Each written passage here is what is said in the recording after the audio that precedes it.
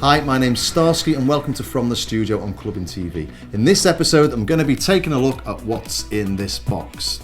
It's big, it's got green LEDs, and as the name on the front says, it's the Roland System 8.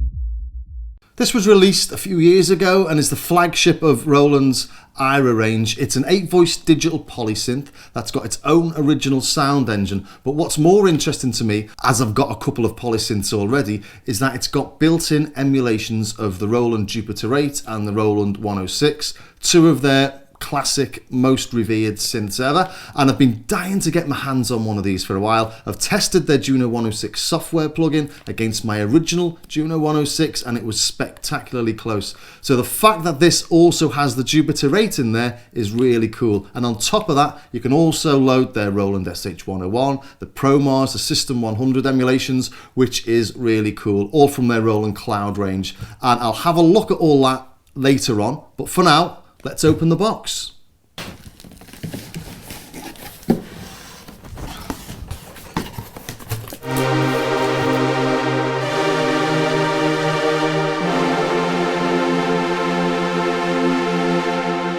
And wow, the first thing I notice about it is it's a much more attractive looking synth with the lights off. Every single image I've seen of it has got these green LEDs all over the place, but actually it's a really nice looking synth.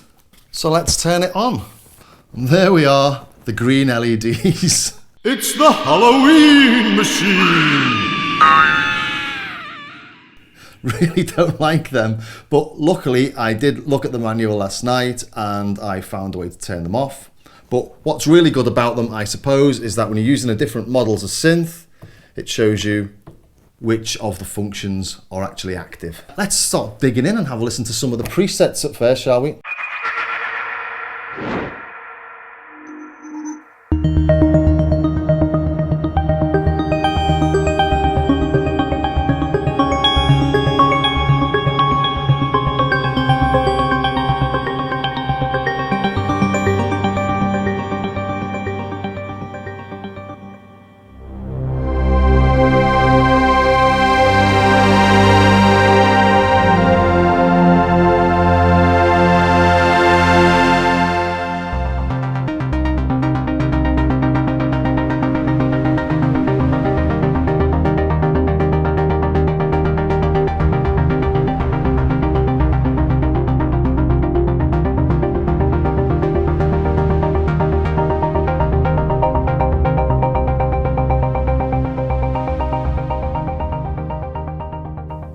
Overall, so far, pretty impressed. Let's go to plug out 1, which is the Jupiter 8. It's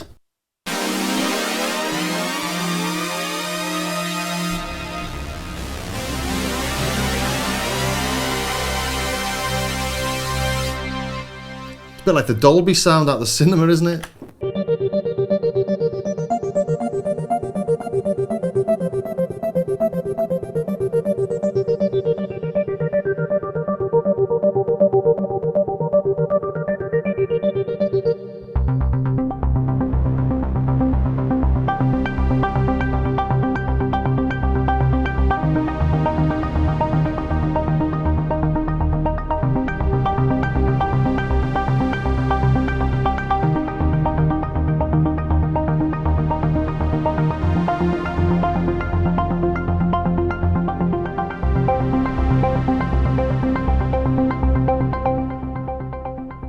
Let's go to plug out 2 then, shall we? And let's have a listen to some Juno sounds.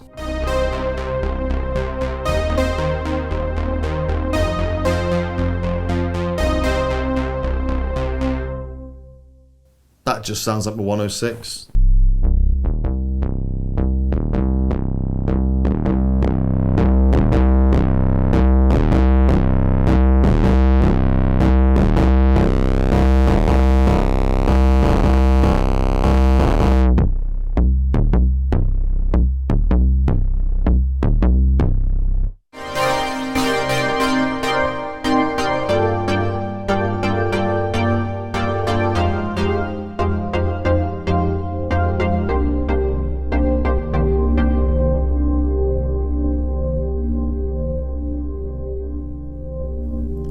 So all in all, although I'm not a fan of presets, I can hear there's really nice things in there. So let's take a look at the synth engines themselves and sort of split it up and try and make a tone with each of them, shall we? Patch initialize, yes. That's better. A nice, simple sawtooth. Looking at oscillator 1 then, we've got 6 different options. Sawtooth, square, triangle, and saw 2. Pulse 2, or square 2, and triangle 2. And then 4 variations on each of those. So go to variation 2. Got a noise saw, logic operator. And we've got FM, FM sync, and a vowel. That's very vowely. And a cowbell. An 808 cowbell. Variations 3 and 4 are all FM. Every time I seem to hit a key, I'm hitting some sort of really interesting tone.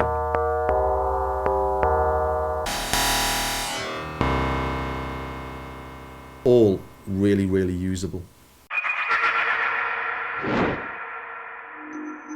Let's go to the Jupiter 8 plug out then, shall we? Plug out 1 is the Jupiter 8, and as I press the button, you can see that different parameters are no longer lit because we don't have a sub oscillator and we don't have noise in the mixer section on a Jupiter 8. Noise is an oscillator selection, I think. So let's just initialize the patch again. Okay.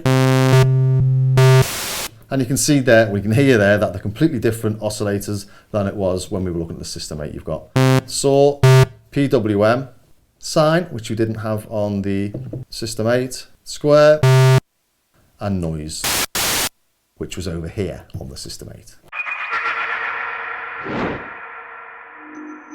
And now let's have a listen to the 106, shall we? Go to the 106.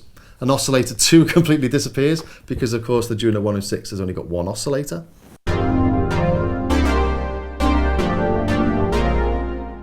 That was nice, but let's initialize the patch. And interestingly, oscillator 1 doesn't have any other waveforms, just the pulse. And unlike the Jupiter 8 plug out that only had 1 and 2 lit on the mixer section, we actually have access to all 4 here, and that's because the Juno 106 has the pulse wave, which is oscillator 1, as you can hear it there. That's got a sub oscillator. But you also have a sawtooth as well. It's the same oscillator, so you can't change any parameters on it, but you can just turn them on or off, whereas here you can mix them.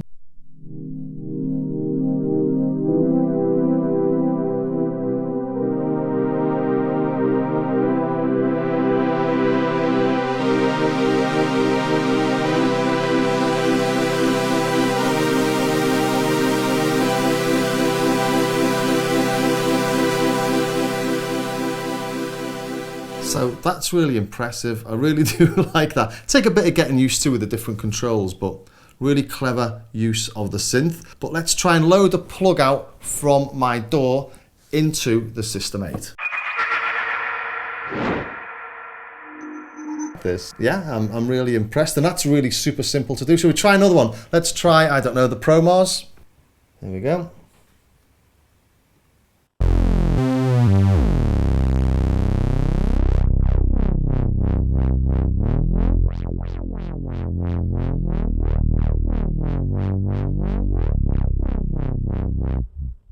Try one more plug out then. Let's try something else. Let's try the SH101. A very familiar looking synth. Let's go to this, put it on the System 8 MIDI out,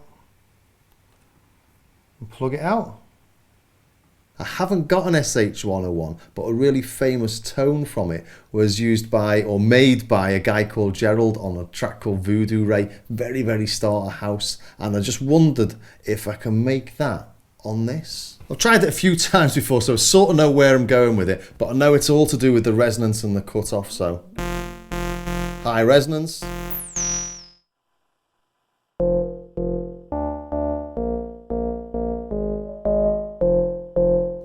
Wow.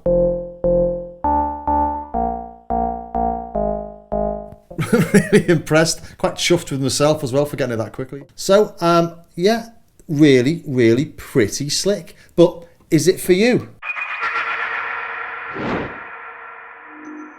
Well, I've had this out for a couple of hours. You've seen me just playing with it from opening the box. Obviously, I've edited this down a bit, but my first impressions are, I think it sounds fantastic.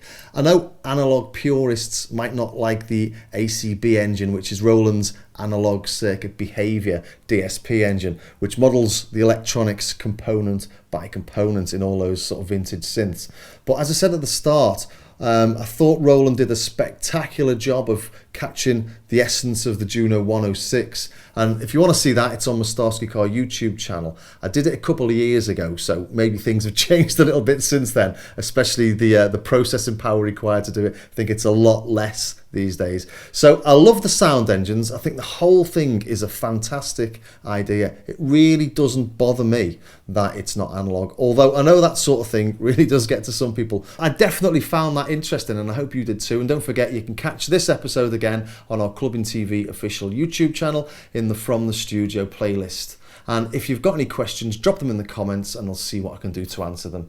And I'll see you in the next episode of From the Studio.